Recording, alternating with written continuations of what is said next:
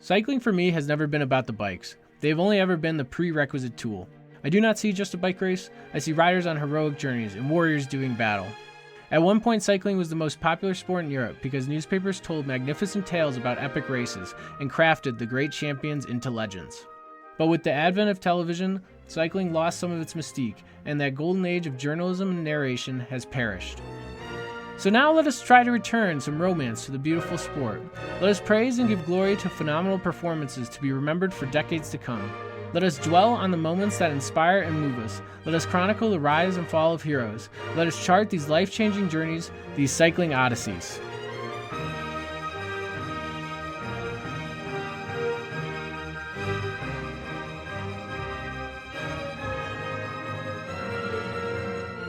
All right, welcome back to another episode of Cycling Odysseys. I'm your host, Patrick Santino. So today we're doing another rewind episode of the Tour de France. This is the last day before the second rest day. Man, was it anticlimactic and yet so important. This was the day. This was the day. This was the day. This was the day.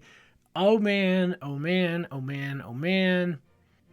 I can't, let's just jump into it before I spoil something about it in case you can't remember what happened this day.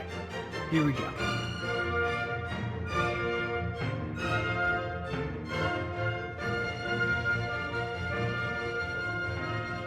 Jumbo-Visma reaches the summit on the Grand Colombière. Tour de France 2020, Stage 15, Lyon to Grand Colombière, 174.5 kilometers. Jumbo-Visma dominates up Grand Colombière. Bernal and Quintana lose minutes, but Pogačar still wins stage in a sprint. Dear readers, it was an absolutely historic day on the Tour de France, and yet it does not feel like it at all. Why? The casual fans may not even have noticed it. As far as dynamic bicycle racing that leaves us wanting more, this was probably the worst day of this year's tour. To be sure, the racing was hard, but alas, it was one of those days where it did not come across on screen for us viewers to properly perceive. But make no mistake, dear readers, today we saw a new team deal a definitive blow to the Imperial Empire that has dominated the Tour for a decade. They did not even win the stage, but their performance sent shockwaves through the peloton like the victory on Endor did a long time ago in a galaxy far, far away. Who could have foreseen this Rebel Alliance's rise and this humiliating defeat for the Ineos Empire coming just a few years ago? From the mid-90s through the first 12 years of the new century, the Dutch financial services company Rabobank sponsored a top-level Dutch DNA professional cycling team that had already existed since the mid-1980s. But by the end of 2012, the Rabobank company was so sick of doping scandals in cycling that they finally pulled their sponsorship. Though this Dutch DNA team continued on, it really became a new team altogether. I remember their next incarnation, Belkin. I remember only two things about this team. I remember their rider Lars Boom, a former cyclocross champion, winning Stage 5 of the 2014 Tour over the muddy cobbles when Vincenzo Nibali, on Astana at the time, put in such an excellent ride himself to take a commanding GC lead. That same day is when Chris Froome, Team Sky at the time, crashed out of the Tour. Do you also remember this day, dear readers? I promise you, if you watch that tour, you remember that day. The storms were biblical. The carnage was extreme. I do not exaggerate here. It was absolutely a legendary day. The only other thing I remember about Belkin is that afterwards, when I was buying HDMI cords to hook up the laptop to the TV, I would choose theirs over competitors purely because of their sponsorship. In 2014, I do not know if the management was the same as it is today. Were they already trying to plant seeds back then to be a Grand Tour team that could compete with the might of the already Imperial Empire-like dominance of Team Sky? Fast forward to the 2016 Giro d'Italia with me, dear readers, and surely by this time, seeds were being planted and were even starting to be watered. I remember watching that opening individual time trial in the Netherlands. An absolute no-name had set the best time early in the day over a short 10-kilometer course.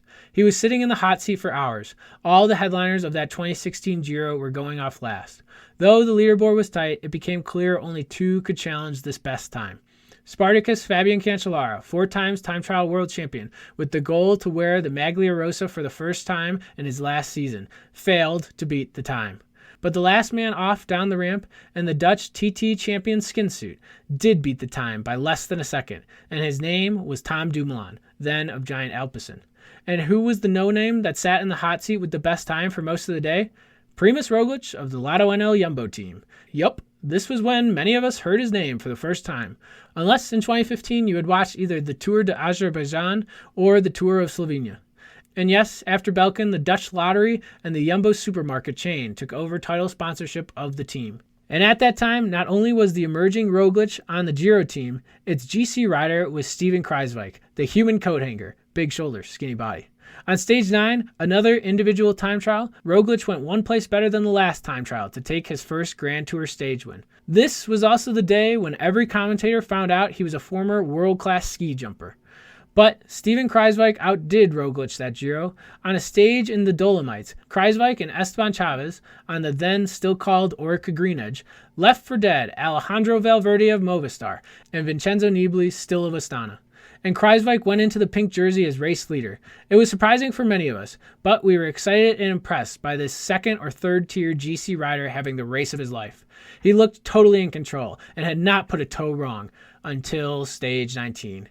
Oh, dear readers, if you saw that crash on stage 19, you still remember it. Kruijswijk's crash was horrific in itself. His pedals scraped the side of a large embankment of snow, flipping him straight over the handlebars at such high speeds. But we also knew then that his Giro win was in severe jeopardy, because Nibali, the Shark of Messina, smelled blood in the water and had risen from the dead. Kruijswijk managed to only finish 4th overall that Giro because of the crash. In interviews over the years, it seems like management realized, possibly even at the time, Kruijswijk's 2016 Giro was all too much too soon. It was too good to be true, because they were not ready to support him on the scale at that time. But they were already working to assemble a Grand Tour contending team.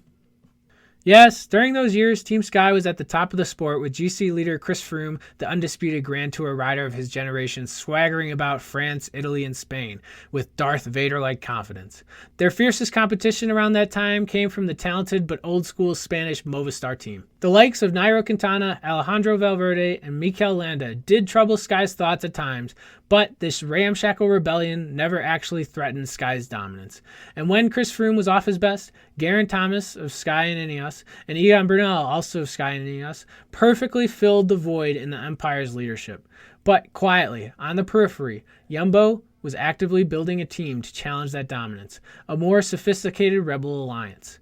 Primož Roglič continued to go from strength to strength, taking perfect incremental steps. No massive leaps forward, but more importantly, zero setbacks along the way. In 2017, Roglič won the GC in smaller races and started taking road stage wins in the World Tour week-long stage races. He capped off his season with the Tour de France stage win and second to Dumoulin in the Time Trial World Championships. In 2018, Roglič went back to those World Tour week-long stage races and won them overall. Additionally, he took another Tour stage and finished 4th overall with teammate Kruijswijk right behind him in 5th overall. In that 2018 Tour, Jumbo was on the fringes no longer. The Empire put them on their radar. It was clear that if any team was to challenge Ineos' supremacy, they were the new hope. But in 2019, they still knew they were not ready or at full strength. Roglič was lights out in the early season, but they sent him to the Giro, where he finished 3rd. He was the red-hot favorite going into the race, and he was in the lead until he faded in the 3rd week. Perhaps that could have been a setback, but looking at his progression, 3rd was still his best result at a Grand Tour. While at the Tour, Jumbo was winning left and right. Mike Teunissen and Dylan Groenewegen's sprint wins, a team time trial victory, the newly signed Wout van Aert crosswind stage, and Kruijswijk's podium finish were all steps forward. And finally, 2 months later, at the Vuelta a España, Primož Roglič won the team's first Grand Tour. This past winter, they signed Tom Dumoulin, 2017 Giro champion and runner-up in both the 2018 Giro and Tour. The Dutch Grand Tour hero was joining the premier Dutch team. Surely it was a homecoming. Thus, Jumbo-Visma were finally ready to compete with the Sky Ineos Empire in open battle, and they made their intentions clear when they announced Roglič, Dumoulin, and Kruijswijk would all be going to the 2020 Tour de France together. And if you peruse my tour preview talking of Jumbo's early skirmishes with Ineos at Tour de l'Ain and the Dauphiné and throw in Van Aert's wins straight out of the gates from lockdown, then, dear readers, you are caught up on Jumbo-Visma's progression until this tour. Alas, Kruijswijk crashed out at the Dauphiné and was not healthy enough to start this tour. It is a shame he is not here. It is a shame because he is the individual that best embodies the team's ethos. Meticulous work ethic, steady progression, generous self-sacrifice. With such model qualities, Jumbo-Visma has now reached the goal they have been building towards. Would that Kruijswijk were physically with them. Yes, for the past fortnight, Jumbo-Visma has been the best team at the Tour de France. And finally today, for the first time, by Jumbo's strength, the Sky Ineos Imperial Fleet has been toppled at the Tour. Today, on the lower slopes of the Grand Colombier, on the famous, picturesque, snaky switchbacks part, Egan Bernal completely cracked. The leading group was still about 20 riders left, and 5 on the front were from Jumbo-Visma. Wout van Aert drilling the pace, George Bennett waiting in the wings, then Tom Dumoulin, Sepp Kuss, and Primož Roglic in yellow. Van Aert finished a massive turn, George Bennett did a massive turn afterwards, and Dumoulin outdid them both. He worked all the way to the last 600 meters of the stage. Sepp Kuss did not even get a chance to do a share of the work. For the whole 17-kilometer climb, only Adam Yates of Mitchelton Scott tried an attack that went nowhere. The other riders in the top 10 on GC stayed with them. But in the sprint, during the final 600 meters of the stage, it was only Tadej Pogačar of UAE that could get the better of Roglic to take the stage win. Over 7 minutes later, Egan Bernal, with a couple of Ineos teammates, finally crossed the finish line. His hopes of winning the 2020 Tour de France completely dead. For at least a time, the Galactic Peloton is now free of imperial domination. Dear readers, watching the finish today left me stunned and puzzled. It is a historic day. The mighty one, team in this case, has surprisingly but finally fallen. And yet there were no fireworks, not even a bottle rocket really. Not a single fan was on the Colombier to even get some adrenaline pumping. The stage may have been hard racing, but it was very dull viewing. And it was unexpected and anticlimactic. Ineos' defending champion, or Sith Lord, could implode so severely with such little fight. From what I gather, in the 1996 Tour, when Miguel Indurain, already winner of 5 tours in a row, finally and unexpectedly cracked, the day was absolutely filled with fireworks. Same with Merckx in 75, and the end of the Eno era in 86. Even Armstrong, though his was delayed and was off the bike and cost him everything, his downfall in the courts and media had fireworks. Perhaps it is different this time, because it is a mighty team defeated by another mighty team, and presumably both teams will reload and clash in future conflicts. Perhaps we need to find out more about how or why Bernal imploded before we can formulate more thoughts. Truly, I am at a loss. I can say no more on Ineos today, which is why I have focused on the accomplishment of Jumbo-Visma. Finally, after 5+ years of work, they have reached their goal. They have assembled an alliance of riders at the Tour de France that could defeat the Empire. But perhaps never again can we consider Jumbo-Visma the rebels. Perhaps now they look to set up a new empire, now that for a moment they are the top team in the world. Perhaps it is flattering and fitting and more unequivocally clear that they have reached the summit, because their performance was so suffocatingly strong and boring today. Team Sky at its most dominant best was boring to watch, and it has been the same with the most dominant individuals in the past. Merckx, Hinault, Indurain, Lance, Van der Poel of Alpecin Phoenix, and Cross. At their best, there was no real competition for them. But the Tour is not over. Roglic himself has not yet climbed to the highest step in his perfectly incremental progression, wearing yellow in Paris. Roglic and Jumbo-Visma must still defeat Pogačar and the others, each still with a very outside shot of winning. But today, Jumbo-Visma have defeated the Empire. They have done what no one has been able to do for a decade, and now they are the top team themselves. Who knows what Ineos will try to do in the last week of this Tour, in the Giro and the Vuelta later in this season, and what they will do next year. But today, they have been vanquished by a superior team for the first time, and this is a date worth remembering. Congratulations, Jumbo-Visma. You have accomplished something great today, but the job is not finished. Perhaps it is most like the 1980 Olympics, when the U.S. hockey team upset the Soviets in the semifinals. What a legendary and historic day, but the U.S. team was not finished. They still had their hands full with Sweden in the gold medal game in order to complete the fairy tale. And it seems in the last week, you, Jumbo-Visma lads, will have some trouble with Roglic's pesky and talented little brother. Enjoy the rest of the day tomorrow. Surely you all will sleep well, as all the great athletes and warriors do after they slay the giant, defeat the Soviets, or blow up the Death Star.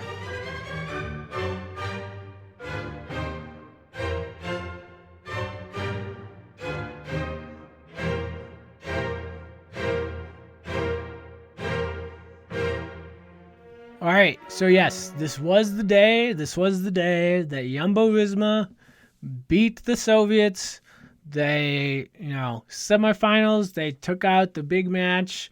They did it. Ineos finally defeated. Pretty cool to see. Too bad it was so anticlimactic. Too bad there was not even any fans to cheer on Bernal, but that's the way it goes. Very interesting day. Despite literally no fireworks. It's one of those days. Like Liège, Bastogne-Liège always ends up like this. I'm not going to quite say I get it, but I can sympathize that it was a hard stage, but it didn't come across at all. And yet, this was a monumental day. None of Sky... Well, all right, so Froome lost the Tour in 2014, but, he crashed out on, like, the 5th day. It's not like it was early on. And, maybe Bernal had been ailing the whole time, but, still, like, at least I... at least I was under the impression that it's... Come on, he's Egan Bernal. He's bulletproof. This is Team Sky. This is Team Ineos. Bernal had been watching this team for a decade, and he's like 23. So he started watching this team when he was maybe in his teens, maybe in his teens, because I think at the time he was only 22. But yeah, oh my gosh, this was such a big deal. We hadn't seen any of them screw up like this since, maybe 2011, when Bradley Wiggins screwed up some tour before he won his big tour, the tour. I don't know. This was a big deal. There was no fireworks at all. This is kind of funny just about the writing of it itself.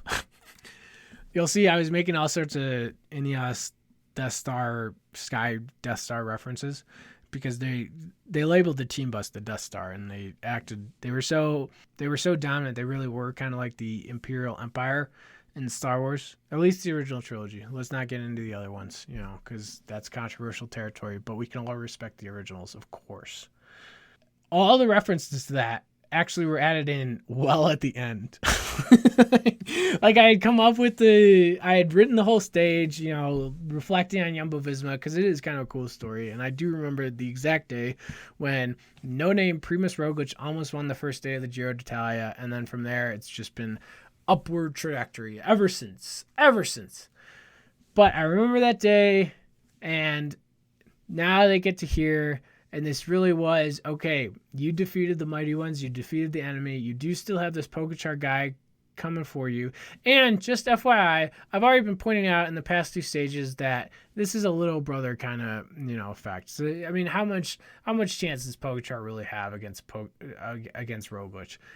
It's been a pretty good tour so far, but we all kind of know the Slovenians are going to go 1 and 2, and it's not that cool because they're very, very, very, very friendly with each other. Roglič is clearly his mentor, his big brother, so that's lame. But here they conquered Ineos. They blew up the Death Star, and it was that line. I wrote that last line, and then I was like, oh, that's a good idea. Ineos always goes by, the Death Star Imperial analogies. And so then I went back, and as I was checking it over to proofread it, which always goes badly, I thought, yeah, let's run with that. Let's just add in a bunch of, Star Wars references to make this more fun.